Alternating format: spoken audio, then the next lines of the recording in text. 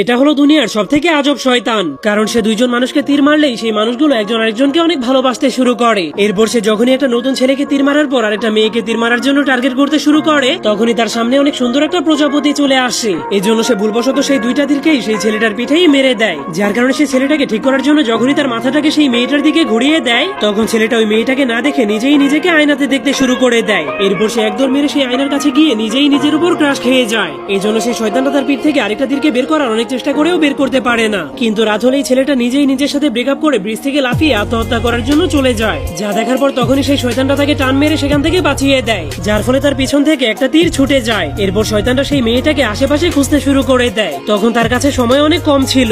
ঠিক তখনই সে অন্য একটা মেয়েকেই দেখতে পায়। এজন্য কোনো উপায় না থাকার কারণে সে ওই মেয়েটাকেই তীর মেরে দেয়। কিন্তু তীর মারার পরেও তারা দুইজন চুপচাপ দাঁড়িয়ে ছিল। এই জন্য শয়তানটা বুদ্ধি খাটিয়ে সেই পুরনো মেয়েটার চেহারার জায়গাতে এই নতুন মেয়েটার চেহারা এঁকে দেয়, যার ফলে শয়তানটার ম্যাজিক কাজ করলে তারা একজন আরেকজনকে ভালোবেসে ফেলে।